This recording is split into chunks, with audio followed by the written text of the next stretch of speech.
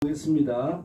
이로 말미암아 주 예수 안에서 너희 믿음과 모든 성도를 향한 사랑을 나도 듣고 내가 기도할 때에 기억하며 너희로 말미암아 감사하기를 그치지 아니하고 우리 주 예수 그리스도의 하나님 영광의 아버지께서 지혜와 계시의 영을 너희에게 주사 하나님을 알게 하시고 너희 마음의 눈을 밝히사 그의 부르심의 소망이 무엇이며 성도 안에서 그 기업의 영광의 풍성함이 무엇이며 그의 힘의 위력으로 역사하심을 따라 믿는 우리에게 베푸신 능력의 지극히 크심이 어떠한 것을 너희로 알게 하시기를 구하노라. 아멘.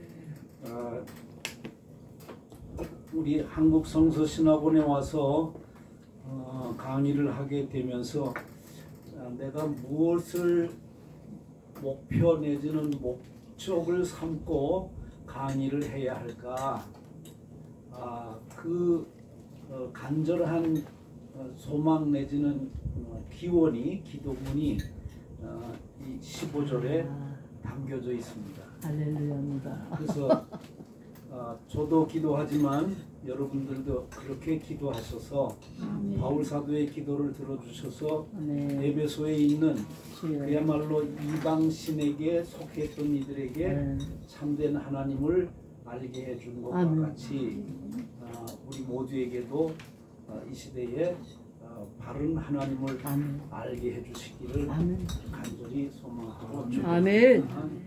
특별히 17절에 보면 18절에 그렇죠? 너희 마음의 눈을 밝히사 그랬습니다. 17절에는 우리 주 예수 그리스도의 하나님 영광의 아버지께서 지혜와 계시의 영을 너희에게 주사 누구를 알게 한다고요? 하나님. 네. 신학이 뭐예요? 하나님을 아는 거예요. 그런데 우리 스스로는 도무지 알 수가 없는데 알 수 있는 길이 하나 있어요. 그것은 지혜와 계시의 영이. 할렐루야. 지금 우리가 공부하는 게 어디까지 왔냐면 계시론까지 왔기 때문에 더더군다나 아주 적절한 성경 구절이다. 그 말씀이 되는 것이고, 그 다음에 또 하나, 우리가 부름을 받았는데 왜 부름을 받았는지, 하나님의 소망이 무엇인지 하는 것을 깨달아야 되잖아요. 그걸 알아야 되잖아요. 그리고 하나님의 부르심의 소망 혹은 소원을 이루어드리는 결단을 우리가 어떻게 하기까지, 거기까지 좀 알게 해주시면 좋겠습니다. 이거 얼마나 좋은지 내가 여기다 이렇게 표시를 해가지고 잊어버리지 말고 꼭 이 성경 구절 읽어야지, 그렇게 했습니다. 근데 이것만 하더라도 오늘 강의 끝이야. 예, 요게 핵심이고 목적이니까. 자, 기도하겠습니다. 우리 주 예수 그리스도의 하나님 영광의 아버지께서 지혜와 계시의 영을 우리에게 주사 하나님을 알게 하여 주옵소서. 우리 마음의 눈을 밝혀주시서 우리에게 주신 부르심의 소망, 하나님의 소원이 무엇인지, 그리고 교회 안에서 그 기업의 영광이 얼마나 풍성한 것인지, 하나님의 권능으로 역사하심을 따라 우리에게 베푸신 능력이 얼마나 크신가 하는 것을 깨닫고 감사하고 영광을 돌려드리는 저희들이 되게 하여 주시옵소서. 예수님의 이름으로 기도합니다. 아멘. 자, 지난 시간도 한 달 전이에요. 말씀드린 대로 이거 강의 6월 말로 끝나면 안 되는데, 그래서 부탁을 드리다시피 해서 오늘 시간을 갖게 됐습니다.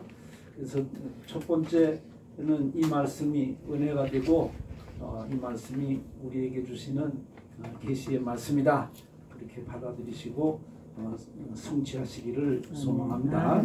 그 다음에 두 번째 드리고 싶은 것은 이 조직신학 개론, 이거 내가 여러 책들을 에서 발췌 내지는 재구성해 가지고 이 강의안을 만들었는데 이거를 지금 여기에서 보고 듣고 읽고 버리지 마시고 저처럼 이런 파일이나 이런 곳에다가 모아두었다가 나중에 이사 갈 때 아이고 왜 이게 필요치도 않은 게 있나 그때까지 간직하고 계시다가 읽어보시기를 바랍니다.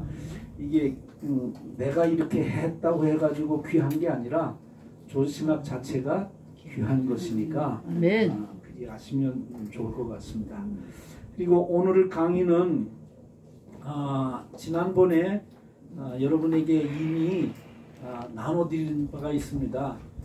그런데 집에서 읽으십시오 그렇게 했는데 읽으셨는지 그리고 오늘 가지고 오셨는지 안 가지고 오실 것 같아서 또 복사해서 여러분들에게 나눠드립니다. 감사합니다.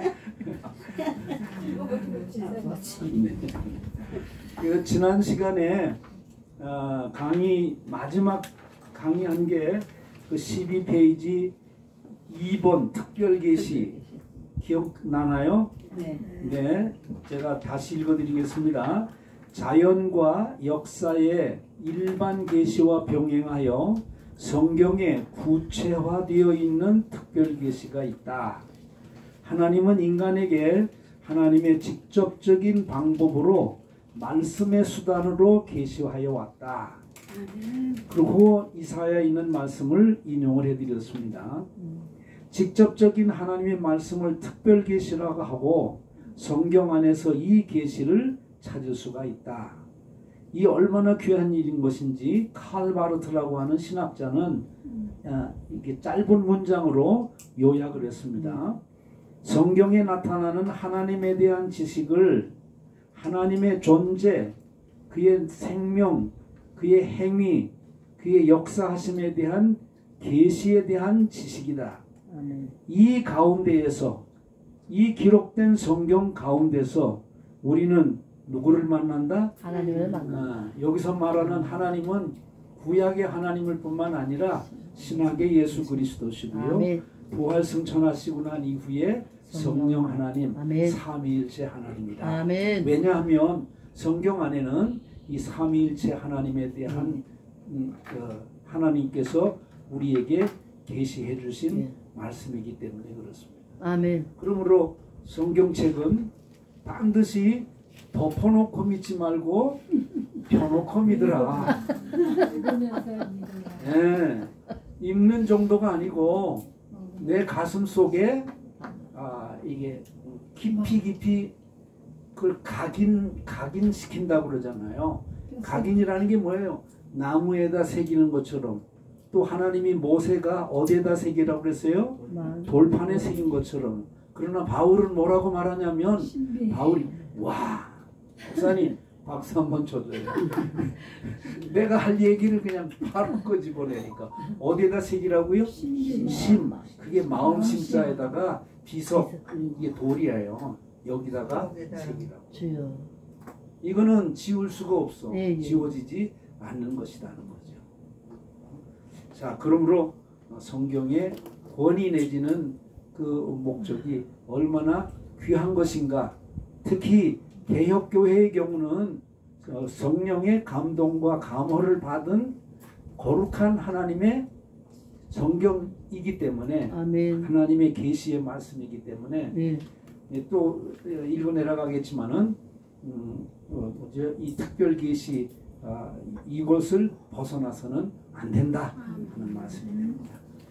자, 이제 오늘은 12페이지에 3번 기독교 계시의 특징 찾으셨어요? 네.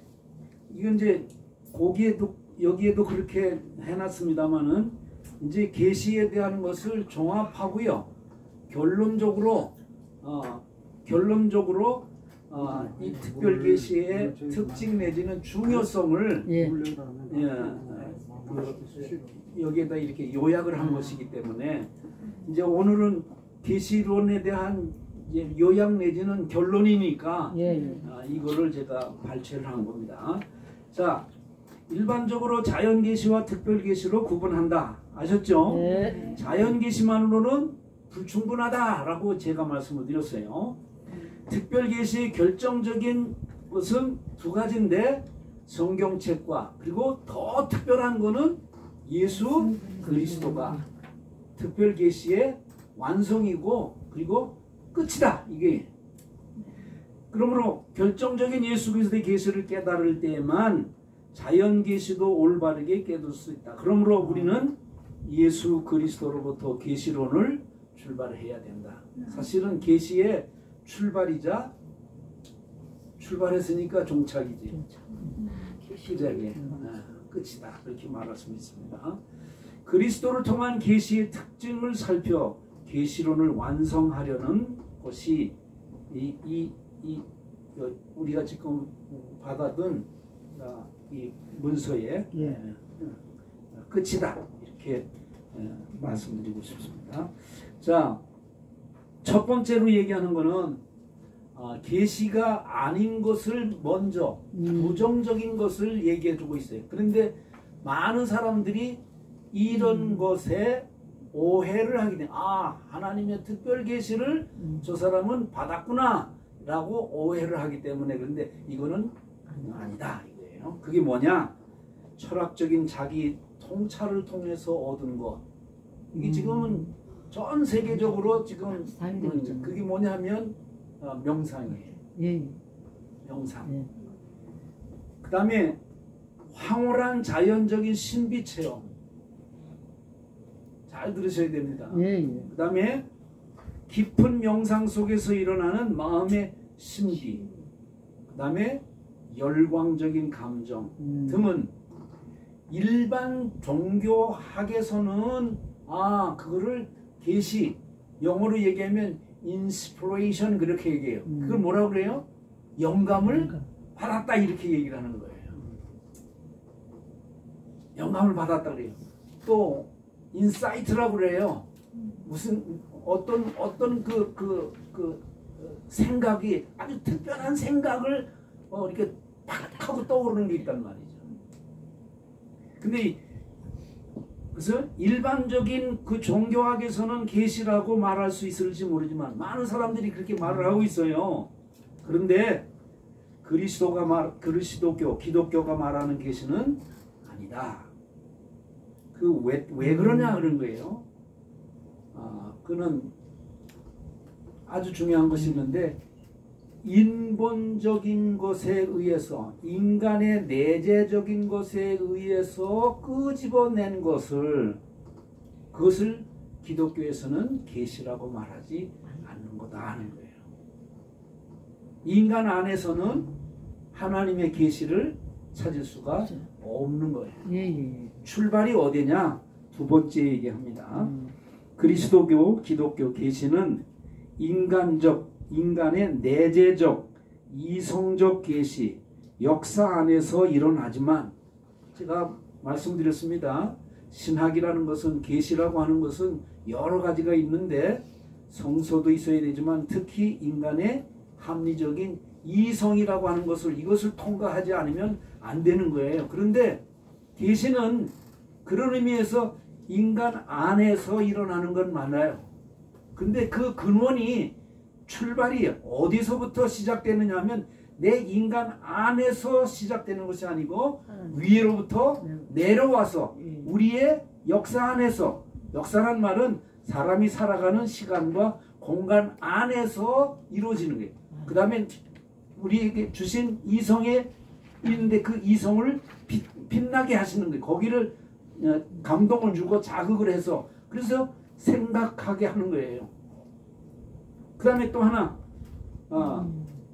우리가 가지고 있는 인격이라고 얘기하는데 여기서 말하는 인격의 경우는 지성, 감성 아주 중요한 것이 있는데 영성이 있는 거예요. 우리가 영성이 있다고 하더라도 인간의 영성 자체 안에서 하나님을 알 수 있는 것은 끄집어낼 수가 없는 거예요. 기껏 해봐야 인간 안에서 있는 것을 끄집어내는 것이지 인간은 하나님이 아니기 때문에 그런 거예요. 신이 아니기 때문에 그런 거예요. 그래서 역설적이지만 그거예요. 보이세요? 인간과 우주 역사 밖으로부터 오는 그죠? 초인간적인 혹은 초월적인 것을 기독교에서는 계시라고 말하지, 인간 안에서 뭔가 반짝하고 뭐가 황홀을 한 경험을 하거나 이런 것을 계시를 받았다 이렇게 말하지. 네. 이걸 분별할 필요가 있는 거예요. 중요하네요. 네, 그걸 말하는 거예요. 그래서 칼빈도 일반 계시의 불충분성을 하나님께서 그 자신과 또한 그의 사역의 거울에 있는 자신의 불멸적 왕궁에 대해 계시하시는 현현은 밝은 반면에 우리의 어리석음 때문에 이러한 밝은 현현들로부터 아무런 유익을 얻지 못한다. 다시 정리해서 얘기합니다. 인간 안에서 끄집어낸 것을 계시라고, 하나님의 계시라고 생각하는 것이 우리를 더 어둡게 하고요. 그리고 뭐라고 그러죠?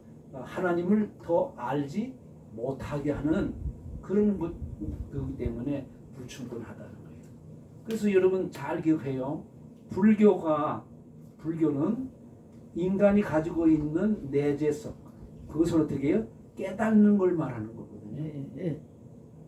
하나님께서 깨닫게 해주시거나 하나님을 알게 하는 계시를 말하는 것이 아니고 내 자신을 성찰하고 그렇게 해서 내 안에 들어져 있는 참다운 인간성, 그것을 깨닫는 거예요. 그 깨닫는 순간 자기도 뭐가 된다는 거예요? 진정한 인간, 즉 부처가 된다고 보는 거지.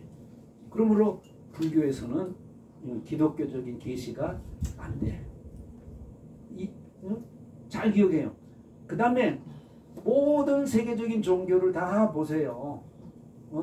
마호메트라고 하는 사람도 그런 스스로 얘기하기를 여호와 하나님의 계시를 받았다 그렇게 얘기하는데, 그 사람이 깨달은 것 자체로 인해서 오히려 여호와 하나님이 아니라 누구를 더 섬기게 해요? 마호메트를 섬기게 하니까 그게 오히려 하나님을 알게 하는 것에 더 어리석게 만들어버린 거지. 그 외에 모든 거예요. 태양을 섬기든지 뭐 자연을 섬기든지 하나님은 그것을 통해서 하나님을 알게 하려고 하는데, 오히려 그것만 깨닫게 된다 그러면 하나님으로부터 점점 더 멀어지게 되고 하나님을 경배하지도 않고 하나님께 감사하지도 않고 하나님을 찬양하지도 않아요. 그럼 뭘 찬양해요? 태양을 찬양하는 거죠. 달을 찬양하게 되고, 그 다음에 진짜 심각한 거는 인간을 그거를 깨달았다고 생각하는 사람들을 교주 이상으로 깨닫게 돼요. 우리나라의 이단이라고 말하는 것이 다 그런 거예요. 하나님을 알게 하는 게 아니라, 하나님을 섬기게 하는 것이 아니라 자기를 어떻게 해요? 섬기게 하잖아. 그러니까 그 이단일 뿐만 아니라 하나님을 대적하는 자예요. 그렇잖아요. 그걸 얘기하는 것입니다. 자, 세 번째 또 계시론, 기독교적인 계시론이 무엇을 의미하느냐 하는 것인데, 조금 전에 드린 말씀과 연결이 있습니다. 기독교의 계시는 역설적이다, 파라독스하다 그랬습니다. 그게 뭘 말하냐? 기독교의 계시는 역사를 넘어서 역사 저쪽에서, 저 하늘에서 어떻게 해요? 이쪽 이 세상을 찾아 내려오는 거예요.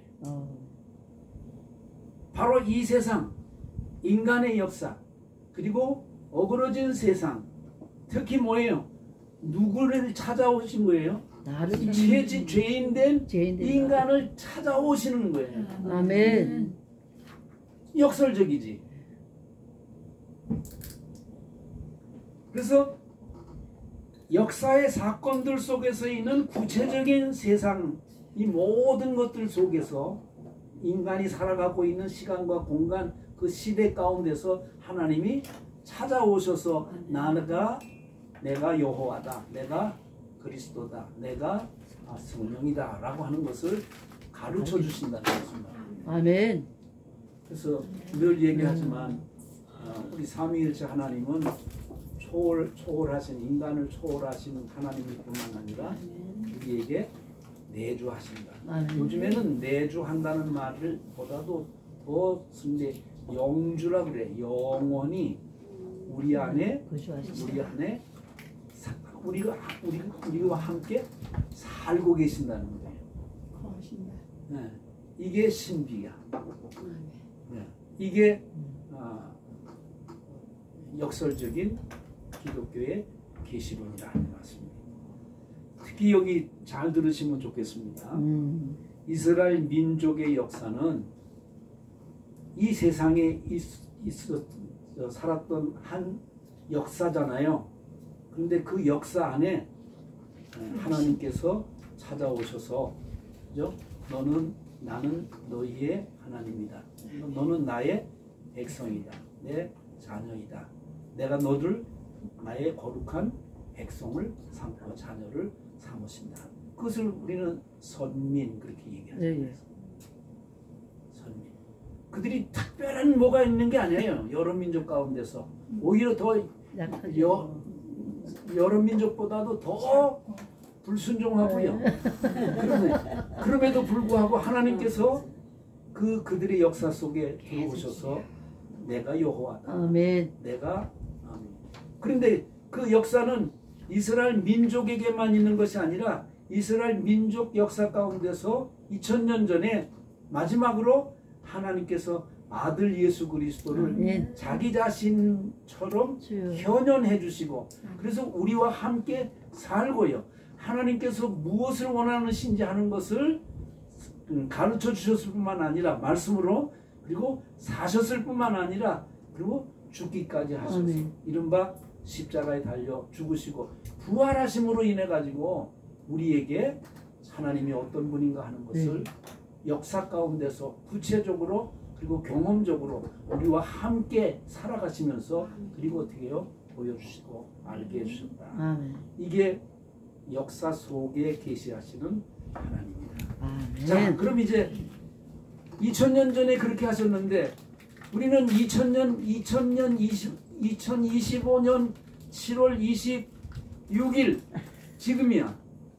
그러면 그 하나님은 지금 이 역사 속에서 우리와 함께 하시고 알게 해주시고 깨닫게 해주시고 믿게 해주시고 하나님의 그 은총을 베풀어 주시는 분인가 하는 것을 알게 해주시고 믿게 해주시는 것 그게 뭐예요?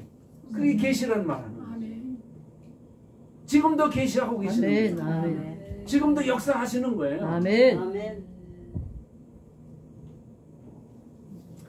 그래서 이렇게 그 끝에 보면 셋째의 끝에 소비의 주에 이스라엘 역사 안에서 나타난 하나님의 계시의 사건, 특히 예수 그리스도의 삶과 죽으심과 부활에서 일어난 의미는 나 줄을 치면 좋겠어요? 어제 그렇게 했지만 오늘도 그렇게 하시고 그리고 내일을 통해서도 영원히 해요. 그 다음에 저기 이스라엘 땅에서도 그렇게 한 것처럼 여기 대한민국에서 여기 맑은 샘물 교회 이 안에서 아멘. 우리에게 의미 있는 계시의 사건이고 구원의 사건이 되는 것이다. 아멘. 그러니까 단 이례적인 사건이지만 그것은 끝난 것이 아니고 계속되어지는 거예요. 아멘. 제가 신학교 다닐 때 문선명이가 막 그렇게 됐을 때 이화여자대학교는 뭐 학생뿐만 아니라 교수들도 다 넘어간 거예요. 네. 네, 마귀 역사인데 근데 지금 우리가 생각할 때 야 이화여자대학교는 전통적인 우리 선교사가 세운 학교고 거기 그런데 그 다음에 거기 지성인 중에 지성인인 교수들도 있고 그런데 어떻게 넘어갔을까? 결정적인 것을 오해하고 있는 것이 있습니다. 그리스도 예수께서 평화의 주님으로 이 땅에 오셨는데 2000년이 지나고 났는데도 이 세상은 전쟁으로 하고 평화가 없다.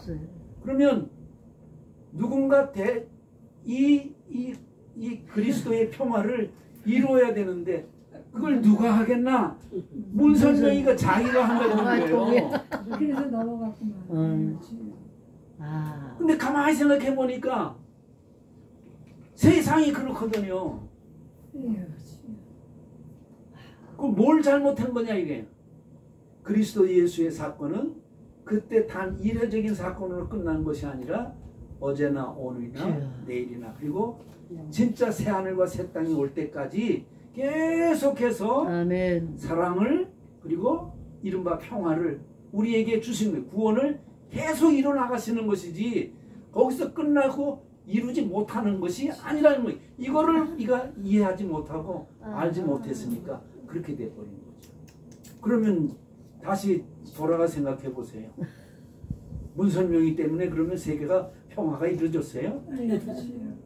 일화 그래가지고 돈벌이 하고요. 네. 평화 자동차 만들고 그리고 자동차. 네, 이북에다가 만들어줬잖아요. 자기 고향에다가 고향에다가 세계 평화를 위해서 일할 수 있는 사람은 나라고 하는 것을 보여주기 위해 가지고 거기다가 아주 굉장히 넓은 땅을 지금 가평에다가 하는 것처럼 그런 걸 세우려고 하고 그러면 대신해서 여기다가 자동차 공장을 세워달라. 그래서 세계 평화 재단이니까 평화를 위해서 세단처 세워주고. 그런데 가만히 조금 비껴나갈 때는 죄송해요. 그렇게 했는데 거기다가 김일성이가 유일한 신인데 또 다른 세계 평화에 그걸 세운다는 거는 거기 북한에서는 있을 수 없는 일이잖아. 그래서 그걸 취소돼 버리고 그 사람들은 자동차 공장만 딱 뺏어간 거야. 공산주의자가 그런 거야. 참 그것도 참 잘 됐네. 잘 됐죠. 그렇지. 문성명 이름 아니. 예. 하나님의 역사. 자, 나는 그 얘기를 하려고 하는 게 아니라 사람들이 이 그리스도 예수께서 하시는 일이 살아계셔서 역사하는 일이 구원하시는 일이 이거 새하늘과 새 땅을 만들어 가시는 일이 2000년 전에 완성된 것이 아니라 그때로부터 사실은 시작이 되어져서 언제요? 알파와 오메가 때에 이루어진다는 것. 이것만 안다 그러면 예수 그리스도를 부인하고 어떤 말로 현혹하고 미혹하더라도 그를 교주로 생각하지는 않는 거지. 근데 얼마나 많은 사람들이 마귀가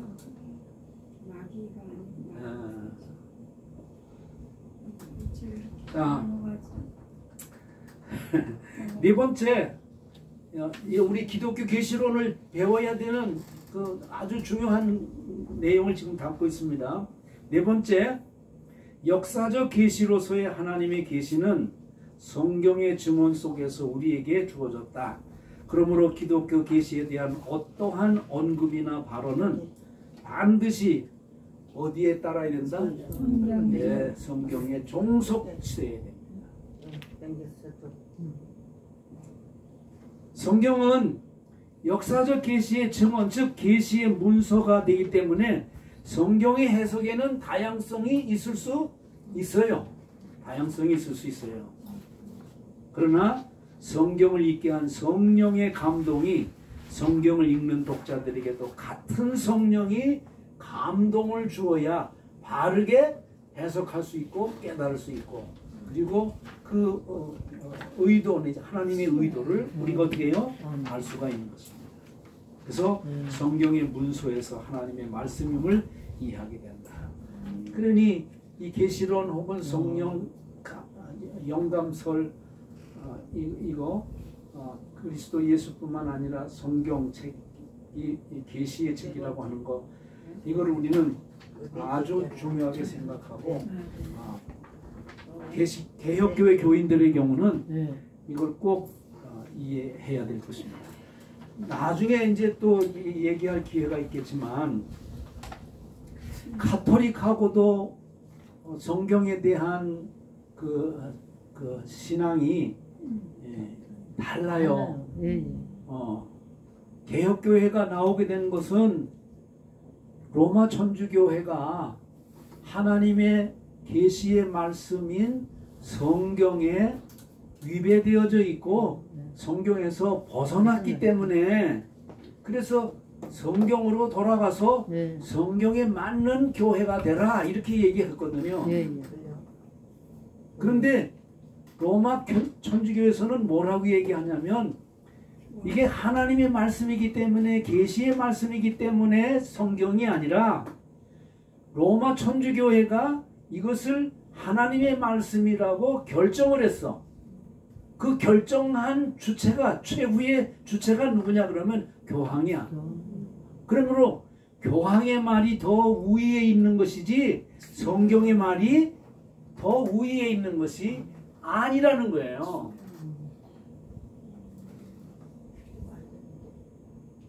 그렇기 때문에 지금도 교황이 무슨 칙서를 내리거나 교황청에서 뭘 결의를 해요, 교리를. 그러면 그게 성경에서 나온 것인지 안 나온 것인지 하는 거는 중요한 게 아니에요. 그 자체가 더 권위 있는 거라는 거예요. 여기에서 우리 개혁교회 교인하고 그 다음에 로마 교회가 가지고 있는 이 성경에 대한 그 계시 이론의 차이를 우리가 깊이 생각해요. 그런데도 많은 사람들이 우리 개혁교회 교인들이 다 어디로 가요? 천주교회로 가는 거예요. 그건 왜 그럴까? 개혁교회에 오직 성경으로라고 하는 것을 제대로 되게요 가르쳐주지 못했기 때문에 그런 거예요. 그럼 내가 다시 얘기하는데, 신학은 그럼 누가 해야 되느냐 이거예요. 다시 얘기하면 계시론을 누가 공부해야 되나, 성서론을 누가 공부해야 되나, 목사가 공부해야 되는 건데요. 사실은 목사가 공부하는 게 아니라 하나님을 알기를, 그리스도 예수 알기를 원하는 사람들은 누구든지예요. 모든 성도라고 그랬어. 에베소에서는 성도들에게 지혜와 계시의 영을 주어서 하나님을 알기를 원한다 그렇게 얘기를 했지, 에베소 교회에 있는 목사님만 아니라는 거예요. 그러면 신학교에서 공부하는 사람들은 뭘 가르쳐야 되나? 배운 이대로 성경을 하나님의 말씀이다, 계시의 말씀이다, 하나님을 만나는 책이다, 이런 것을 어떻게 평신도들에게 계속해서 강조하고 가르쳐줘야 되는 거예요. 설교할 때도 그냥 성경 본문 하나 읽고는 목사님들이 다 무슨 얘기해요? 세상 얘기가 아니라 인접되어져 있는 것들을 다 얘기하잖아요. 그러니까 교인들의 경우는 성경 본문보다도 무엇에 더 은혜를 받는다고 그래요? 비유. 그래서 이 성경을 가르치는 사람은 성경이다, 하나님의 말씀이다라고 하는 것을 하나님이 오늘 이 시대 가운데 우리에게 주시는 계시의 말씀이고, 소위 레마, 우리의 가슴에 팍 꽂히는 화살과 같은 말씀이라고 하는 것을, 그거를 느끼게 해줘야 되는 게, 그게 목표지, 설교의 목표지. 성경 주석의 목표고 설교의 목표지. 설교의 목적이 저분 참 은혜롭게 말씀 잘한다, 그래서 눈과 마음과 온 힘과 마음과 뜻과 생각이 하나님의 말씀에 혹은 하나님에게 집중하는 것이 아니고 그분에게 집중하게 하는 것은 그게 큰 잘못이다. 자, 이 다섯 번째 아주 중요한 것이 있습니다. 나도 한번 말씀드린 적이 있고요, 다시 강조합니다. 성경에 증거된 그리스도의 계시가 고백되어지고 알려지는 장소는 어디예요? 교회. 거기다 동그라미 3번 치세요. 몇 줄자? 제가 조금 전에 얘기를 했어요. 신학은 왜 하나? 하나님을 왜 알아야 되나?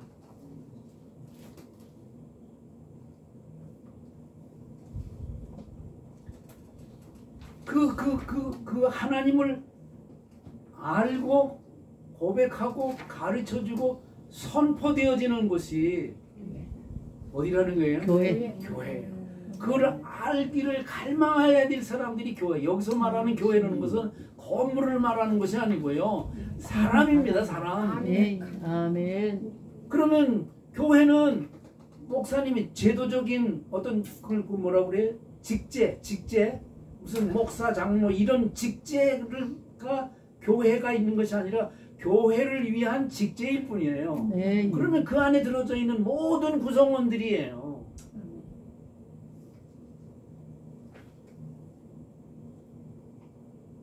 그분들이 다 하나님을 알라고 해야지. 그 계시가 고백되어지는 곳은 공동체, 교회에서 이루어집니다. 아멘. 하나님의 역사적 계시를 문서로 정리하고 그것을 설교하고 해석하여 역사에서 역사로 그것을 전승할, 전승이라는 것은 전하고 이어간다는 뜻이에요. 위탁을 받은 것은 어디예요? 교회다. 교회 안에서 계시의 말씀의 선포와 행동을 통해서 성령으로 말미암아 개인적으로나 교회적으로 회개와 중생 혹은 신생, 의인과 성화가 일어나는 것입니다. 아멘. 교회는 성경을 굳게 붙잡고 성경에 속하여 잠자는 교회든지 거짓 교회든지 병든 교회가 되지 않기 위해서 항상 성령이여 오소서, 지혜의 영으로 오소서, 계시의 영으로 오소서. 아멘. 그래서 깨닫게 해주세요. 알게 해주세요. 하나님이 능력으로 역사하시는 것을 우리의 온 인격으로 느끼게 해주세요. 체험하게 해주세요. 제가 이미 말씀을 드렸어요. 신학을 한다는 것은 여러 가지 구성 요소가 있는데 성경이 있을 뿐만 아니라 이성이 있을 뿐만 아니라 반드시 있어야 되는 거, 기독교의 경우는 체험이야. 체험이라는 것은 내 인격 전체를 통해서 경험되어지는 걸 말하잖아요. 이게 없으면 엊그제도 어떤 중국에서 그 신학원을 운영하는 왕 목사님을 만났는데 그분이 얘기하는 게 마음에 와닿고 내게 큰 위로와 용기를 주게 되는데 그게 뭐냐면 신학교 교수님들을 젊어서부터 외국에 가서 공부만 하고 근데 목회는 안 해본 분들의 경우는 머리로는 이 모든 것들을 다 알지만 가슴으로 그리고 체험을 통해서는 없기 때문에 강의를 듣는 사람들에게 와 닿지가 않더라. 그래서 목회도 하고 살면서 시련도 겪어보고 고난도 겪어보고 구원하시는 하나님의 능력도 체험하신 그런 나이 드신 분들이 오히려 더 좋다. 그렇게 얘기를 하는 거예요. 그래서 이야 옳구나. 맞아요. 이분이 뭘 아는구나 그랬어. 젊은 사람이라고 그래가지고 똑똑한 거는 있지만은 그러나 이른바 우리 기독교의 경우는 체험적인 거에 삶을 통해서 얻어진 하나님에 대한 고백이 없기 때문에 여기서 지금 그 얘기를 하는 거예요. 그러니까 성령 오세요. 아까 제가 성경 구절 소개했죠.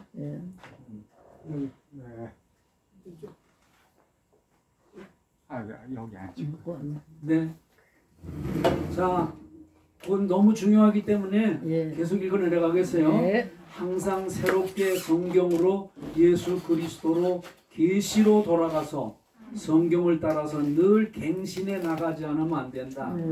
개혁해 나가지 않으면 안 된다. 창조적인 삶을 살지 않으면 안 된다. 이래요. 성경이 교회에 속한 것이 아니고 아주 중요해요. 조금 전에 제가 말씀드렸잖아요. 천주교회는 성경이 교회에 종속된 거라고 생각하는 거예요. 그런데 그게 아니고요. 교회가 성경에 종속되어 있다는 것을 교회는 늘 기억을 해야 되는 거예요. 아멘. 그래서 좋은 교회인지 바른 교회인지 참된 교회인지 하는 것은 성경에서 얼마만큼 그 성경을 순종하고 따라가느냐 하는 것을 보면 되는 거예요. 예. 성경은 우리의 삶을, 우리의 내면을 비춰주는 무엇과 같다고 그랬어요? 거울. 야, 이렇게요?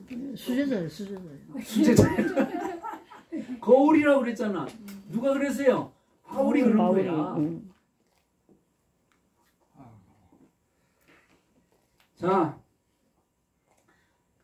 중요한 거 여러분 마음에 기억하세요. 성경은 교회에 예속된 것이 아니고 교회가 어디에 예속됐다고요? 예, 성경에 종속됐다는 거예요. 그래서 언제든지 성경의 권위 앞에 우리 교회가 바른 교회인지 하는 거, 옳은 교회인지 성경에 합당한 교회인지 하는 거를 자꾸 이게 뭐라고 그래요? 알아야 돼요. 기억을 해요. 그래서 교회가 성경에 속해 있다는 것을 교회가 기억하는 때 우리가 언제나 교회를 계시의 증언이라 할 수 있다. 우리는 살아계셔서 말씀하시고 행동하시는 하나님의 자기 계시와 나타나심과 만날 수 있는 위치는 어디예요? 교회예요. 그 교회가 어떤 교회가 될 때에 하나님을 교회에서 만난다는 거예요? 큰 교회에서. 아이, 이거야말로 큰일이에요. 이 앞에까지 못 듣다가 지금 와가지고 하니까 이런 얘기가 나오는 거잖아요. 아이고야. 이게 아니에요. 큰 교회든지 가정교회든지 두세 사람이 모여 있든지 계시되어져 있는 하나님의 말씀에 종속된 교회인지 하는 거, 그 교회에 갈 때에 하나님의 말씀을 들을 수 있는 거 아니에요. 네. 하나님의 계시를 거기서 어떻게 해요? 볼 수 있는 거잖아요. 그러니까 교회가 어디에 종속된 거를 반드시 기억하라고요? 성경에. 그냥 제가 농담처럼 그렇게 얘기하지만 내가 우리 교회에 떠나면서 마지막으로 한 얘기 중에 하나가 거예요. 우리 교회는 성서의 기초 위에 세워진 교회입니다. 그래서 내가 로고도 하나 만들었다가 그런데 완성을 못 해가지고 떠났더니 어디서 이상한 거 하나 로고를 만들어가지고 20대 청년이 만들어 놓은 걸 그걸 로고라고 해놨더라고. 그래서 마땅치가 않지만 그러나 교회는 어디에 기초 위에 세워진 교회예요? 물론 아까 얘기했어요. 계시 중에 계시의 궁극적인 것은 예수 그리스도라. 그렇죠. 주는 그리스도시요 살아계신 하나님. 거기에 기초해서 반석을 삼고 한다는데, 그러니까 넓은 의미에 있어서 계시의 말씀인, 말씀이 육신이 되어 우리 가운데 거하시는 분이 그리스도 예수니까 그 계시의 바탕 위에, 그 말씀 위에, 그 성경 위에 교회가 세워져야 된다. 자, 그 세 번째, 성경과 계시의 관계 하는 것을 조금 더 필요하다고 생각되어져서 길게 해놨는데요. 그 앞부분만 제가 읽어보겠습니다. 성경은 무슨 책이라고 그랬어요? 특별 계시의 책이다. 그러므로 우리가 특별 계시에 관한 책을 얻기 위해서는 바로 이 성경적 원천에 의존해야 한다. 이렇게 얘기를 했습니다. 거기 뒷변에는 계시가 구약 그 히브리어는 어떤 의미인가, 신약에서는 어떤 어원을 가지고 있는가 하는 것, 이미 계시론을 얘기할 때 첫째 부분에서 얘기한 내용이 거기에 다 들어져 있기 때문에 생략을 하겠습니다. 그 다음에 특별 계시의 수단 그렇게 얘기를 했어요. 하나님께서는 계시를 해주시는데 세 가지의 means라고 그래요. 영어로는 수단 혹은 방편을 사용하신다.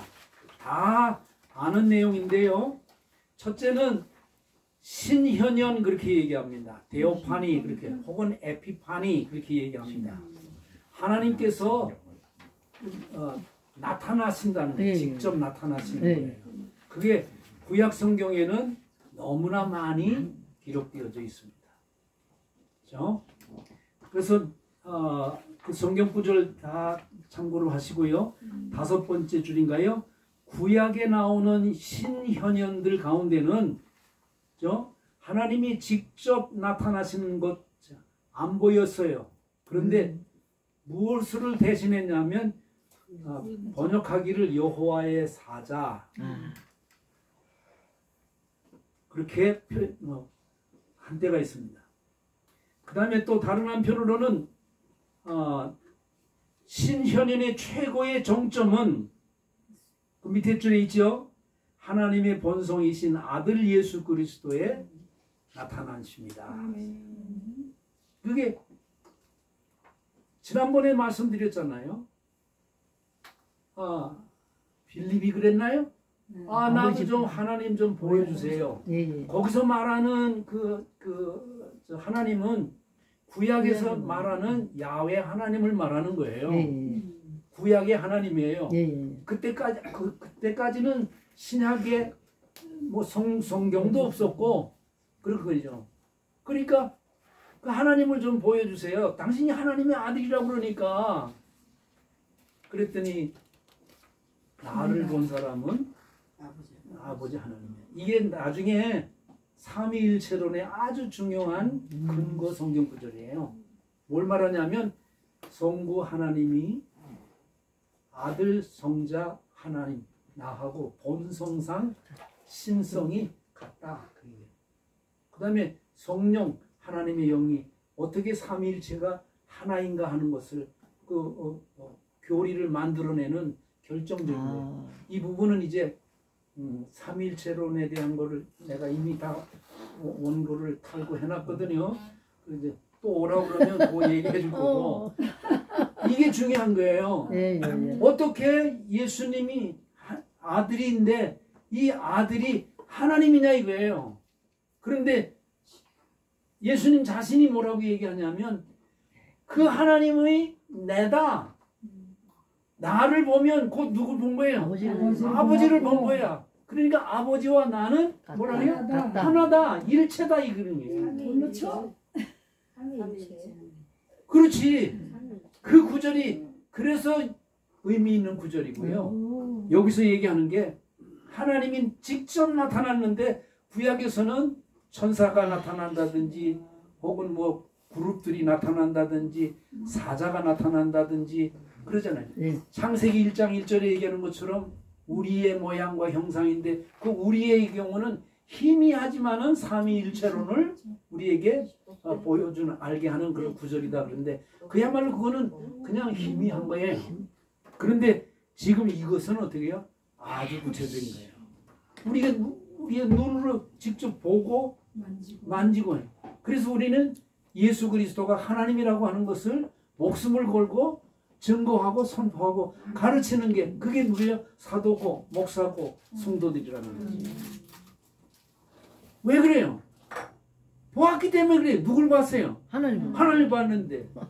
여러분은 하나님 봤어요? 못 봤어요? 만났어요? 못 만났어요? 만나긴 했어요. 만났다고 그랬잖아. 아까 성경 안에서 만난다고. 만났어요. 계십니다. 아이고야. 자, 그렇게 해서 하나님을 직접 만나게 하는데 그게 계시 내지는 하나님의 현현의 수단이다. 두 번째, 의사의 전달들 커뮤니케이션이라고 그러는데 이 커뮤니케이션이라는 것은 잘 들어보세요. 내가 얘기하면 일방적으로 얘기하는 것은 그는 커뮤니케이션이라고 얘기하지 않아요. 내가 뭐라고 얘기하니까 저쪽에서 뭐라고 이렇게. 그래서 서로 주고받고 주고받고 이거를 커뮤니케이션이라 네. 그렇게 얘기를 하는데, 하나님은 자신의 생각과 뜻을 다양한 쌍방의사소통의 방법으로 계시하고 가르친다는 거예요. 하나님이 인간이 들을 수 있는 음성과 인간의 음성으로 말씀하시다. 아주 이게 의미가 있어요. 우리가 종종 생각해요. 자, 보세요. 예수님이 세례 받을 때 하늘에서 음성이 들렸어요. 이는 내 사랑하는 아들이다. 네. 기억나요? 네. 나이가 드니까 성경 네. 무슨 복음서 몇 장 몇 절 이거는 기억이 없어져서. 자, 보세요. 그때의 음성이 그때에 통용되어지던 사람들이 들을 수 있는 언어로 말씀해 줬을까? 아니면 헬라어로 말씀해 줬을까? 로마 사람들이 쓰는 라틴어로 말씀해 줬을까? 지금 그 말씀의 역사적인 현장은 어디예요? 요르단 강이에요. 뭐라고 했을 것 같아? 하늘 열리고 누구나 다 들을 수 있는 열기가 모든 사람들이 다 들을 수 있고 이해할 수 있도록. 예. 뭐 어디 헬라어 뭐 이런 거 떠나서 그리고 그거 새로운 용어로 제 해석. 나는 생각할 때 그때 사람들이 쓰고 있던 보편적인 언어가 있습니다. 모두 다 돼요. 예, 성경은 사도 요한이 굳이 얘기한다 그러면 헬라인들에게 예수 그리스도의 생애를 가르쳐주기 위해서 할 수 없이 그 나라 사람들이 읽고 알아들을 수 있는 언어로 써준 거지. 헬라 사람들에게 대상으로 해가지고 이는 내 사랑하는 아들이요 하는 것은 거기는 누구만 있는 거예요? 유대인들만 있어요. 그러니까 그들이 알아들을 수 있다고 하는. 자, 이제 다시 얘기하겠습니다. 만약 지금도 여러분들이 주님의 음성을 듣는 것을 여러분 들을 수 있어요, 없어요? 있어요. 있어? 네. 저 뒤에 있는 분들 있습니다. 뭐예요? 지금은 하나님의 음성을 들으라고 그러잖아요. 예, 예. 그 하나님의 음성을 들을 때 들었다고 그랬잖아. 네. 그때 I am Yahweh, I say to you 그렇게 영어로 합니까? 아니면 한국말로 했죠. 할렐루야. 가장 잘 여기서 알아들을 수 있는 말. 그걸 말하는 잘 거예요. 알아듣게. 그럼 나도 반응할 때 뭐라 그래? 방언으로 대답해요? 아니면 뭐라 그래? 알았습니다. 감사합니다. 이 하나님의 뜻입니다. 하나님이 나를 부르셨군요. 하나님이 나를 이렇게 쓰신다고 하셨군요. 내가 고통 가운데 부르셨더니 이렇게 응답해 주시는군요. 라고 어떻게 해서 찬송할 때에 영어로 찬송해요? 한국말로 찬송해요? 한국말로. 주의 음성을 내가 들으니. 이게 구약 시대의 경우는 구약 시대의 경우. 예, 예. 조금 더 이미 말씀드린 적이 있지만 하나님의 말씀을 맡은 사람을 우리가 뭐라고 그랬어? 예언자라고 그랬어. 한 달 지나니까 다 잊어버린 거야. 예언자, 선지자들의 경우는 선지자라는 건 앞선 자에다가 알자야. 근데 하나님이 알게 해주었기 때문에 먼저 알았을 뿐이야. 네. 그래서 알았으니까 우리에게 전해주는 걸 선지자라고 얘기를 하고, 프라피트라고 하는 것은 좀 예언자라고 하잖아요. 근데 그 예자가 미리 예자가 아니고 하나님의 말씀을 우리에게 저축하듯이 신뢰하고 맡겨줬으니까 그것 가지고요. 그 은사니까 또 선물이니까 다른 사람들에게 거저받았으니까 거저 어떻게 해요? 전해주는 거예요. 네. 그런데 이제 제가 얘기하려고 하는 건 이거예요. 그 예언자들이 구약에게는 많아요, 적어요? 다 예언자야. 구약 성경에 나와 있는 책의 주인공들은 예레미야, 이사야 다 그 예언자들이잖아요. 그런데 잘 들어보세요. 이사야 시대, 예레미야의 시대 다 시대가 틀려. 그 다음에 그 사람들의 출신이 다 틀려. 아모스 같은 사람은 뭐 하던 사람이에요? 뽕나무 키워. 그렇지. 잘 들으셔야 돼. 그러면 하나님께서 그에게 말씀을 맡기실 때에 그가 알아들을 수 있는 말을 쓰셨을까? 아니면 비유를 들어서 설명해 주시더라도 그가 알 수 있는 거로 해줬을까? 아니면 전혀 모르는 것으로 했을까? 잘 알아듣는 그게요. 그 사람이 소화시킬 수 있는 거. 그럼. 잘 알아. 그래서 성령의 감동을 받았기 때문에 감동을 받을 때에 그 사람의 인격을 존중하고 그것을 수단 내지는 채널이라고 그러잖아. 예, 예. 이렇게 흘러가는 도구로 사용했기 때문에 그래서 농부는 농부답게 농부가 이해하게 그렇게 말씀해 주셨나요. 제사장은 어때요? 제사장의 삶을 통해서 뭘 의미하는가 하는 것을 그렇게 또 현명해가지고 나타나잖아요. 신약성경 내가 읽어드리고 싶었는데 누가복음서에 보면 8개. 누가가 그렇게 되거든요. 목자는 목자에게 맞게끔 나타나셔서 말씀해 주시다. 네. 요셉은 요셉에게 맞게끔 말씀해 주신다. 아멘. 마리아는 마리아에게 맞게끔 맞게. 그러니까 마리아가 얘기할 때 아이고 나 같은 비천한 종에게 이렇게 그러니까 그냥 감동이 돼가지고 완전히 그냥 거꾸로지잖아. 공주는 공주답게 공주가 이해하게끔 그렇게 말씀해 주시는 거죠. 자, 그렇게 해서 말씀해 주시는데 어떤 때는 꿈으로도 얘기하기도 하고 소위 말하는 환상으로도 보여주기도 하고 또 선지자들의 경우는 선지자에게 맞게 해주는 거예요. 그런데 한 가지 아주 중요한 거 있습니다. 15페이지 윗부분에 일반적으로 선지자들은 자신들의 황홀경의 상태가 아니라 지성과 의식이 완전히 깨어있는 상태에서 이상과 환상을 받는 것이다. 거짓 선지자들은 그럼 어떤 건가? 그와 반대인 것이다. 그래서 거짓 선지자들의 경우는 꿈에도 나타나지도 않았어. 이상도 근육이 없어. 하나님의 말씀을 그에게 가르쳐 준 일도 없어.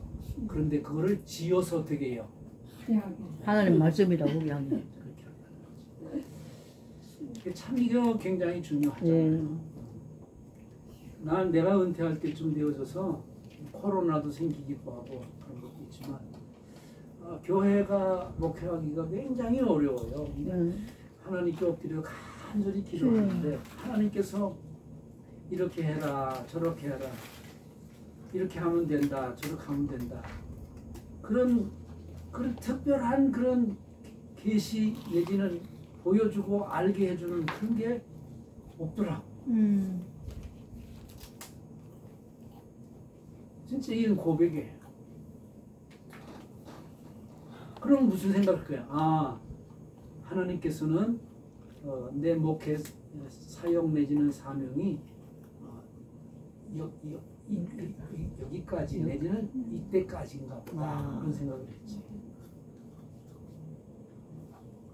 그러면 이 코로나 시대에 교회를 이끌어가는 때는 하나님께서 주시는 특별한 은사가 있는 사람, 계시의 말씀이 있는 사람, 또 능력을 받은 사람. 그 능력의 경우는 뭐죠? 성령의 권능뿐만 아니라 이 기술 과학 시대에 이것을 통해 가지고 교회를 꽉 차고 이끌어 날 수 있는 그런 어떤 그 기술이 있잖아요. 예. 이를테면 제가 우리 장로님에게도 여쭤봤어요. 이런 거를 잘 할 수 있는 사람의 경우는 일찍이 어떻게 해요? 이 예배를 드릴 수 없을 그때에 벌써 이것 가지고 다 교인들 다 목회 잘했어. 비대면 그건. 그런데 우리는 이걸 보면 이거 어떡하는 거지? 이를테면 그 은사도 일반적인 은사도 그렇고 특별한 은사가 있어야 목회도 하는 거지. 그런데 그런 은사나 그런 어떤 계시가 없으면 우리는 좀 어렵다 이 말이야. 그래서 하나님께서는 그 시대에 그 하나님을 알게 하기 위해서 방편을 쓰는데 계시의 말씀으로 서로 어떻게 해요? 교통하면서 그렇게 해서 이끌어 가신다는 말씀입니다. 그 다음에 세 번째는 기적인데 이제 끝을 맺어야 되겠습니다. 기적 중에 기적이 여러분 뭐라고 생각합니까? 성경에는 기적이란 말보다는 표적이란 말을 많이 썼습니다. 이적이란 말도 썼습니다. 그것도 헬라어로서는 조금 더 그렇게 되는데 그러나 표적 중에 표적, 그죠? 요나의 표적밖에 너에게 보여줄 게 없다. 근데 그 요나의 경우는 역사 이전에 오래전에 있었던 요나의 표적이에요. 근데 그것이 이 시대 가운데 나타났는데 그게 누구예요? 예수 그리스도다. 아멘. 그래서 표적 중에 표적, 기적 중에 기적은 뭐냐? 요나에도 기적이지만은 그러나 그리스도 예수가 이 세상에 오셔서 십자가에 달려 죽으시고 부활하신 것이 기적 중에 최고의 기적인데 그 기적을 통해서 하나님이 우리로 하여금 내가 너희를 구원하는 하나님이다 라는 것을 계시해주고 보여주고 알게 해주신 것이에요. 그래서 그거를 표적이라고 했어요. 눈에 보이는 표식이라고 합니다. 자, 이제 끝부분에 내려가겠습니다. 네, 결론입니다. 진짜. 네. 회복이란 그리스도 안에서 이루어질 땅에 있는 모든 죄와 불의를 제거함. 하늘에 있는 것이나 땅에 있는 모든 것이 그리스도 안에서 통일되어 그 지으신 본래의 목적대로 하나님을 사랑하고 순종하는 상태에 이르는 것. 의에 거하는 바 새 하늘과 새 땅이 완성된 하나님 나라의 회복의 상태를 말하는 것이다. 아멘. 누구를 통해서 이렇게 하시는 거예요? 그리스도 예수. 아멘. 그렇기 때문에 계시의 완성이다. 기적 중에 계시론의 특별 계시의 중요성이 여기 있다. 이렇게 얘기하는 것입니다. 자, 그 뒤에 부분에는 여러분들이 읽으시기 바라고 다시금 말씀하지만 계시의 영, 지혜의 영, 성령께서 여러분들에게 마음의 눈, 영안을 뜨게 해주셔서 계시하신 말씀을 깨닫고요. 계시된 그리스도 예수를 꼭 만나시고 그리스도 예수와 더불어 구원에 이르고 새 하늘과 새 땅을 소망하고 여기 아주 힘찬 찬양일 때 영광의 나라인데 그 영광의 나라를 소망하는 저와 여러분 되기를 축복합니다. 아멘. 건강 주셔서 너무 감사해요. 내 주변에 놀랍고 충격적인 건데 내가 이게 살아있고 건강한 게 이게 그냥 게 아니구나. 너무 하나님의 은혜에 감사합니다. 아멘. 우리 형제들만 하더라도 2분의 1이 죽었어. 죽어도 우리가 감당할 수 없는 그런 병으로 우리 주변에 있는 친구 목사님들이 건강하다고 그랬는데 암이 생겼대. 그래서 큰 병원에 갔어. 진짜 그야말로 큰 병원에 갔어. 큰 병원에 있는 의사들도 이걸 어떻게 할 수가 없다고. 항암을 하기도 그렇고 수술하기도 어렵고. 그런데 그래서 내가 예배드리면서 이거는 하나님의 자비와 은혜만 구할 뿐이지 아무것도 안 된다. 자, 이렇게 숨 쉬는 거 이거예요. 감사합니다. 아멘. 이 폭염 잘 견디시고 9월달에 다시 만나요. 우리 주님 감사합니다. 영광과 존귀 영광 올려드립니다. 다시 만날 때까지 주님과 더불어 하나님을 영화롭게 하고 하나님을 즐거워하는 행복한 삶 살게 하옵소서. 아멘. 예수님의 이름으로 기도합니다. 아멘. 아멘. 하나님께 감사합니다. 아멘.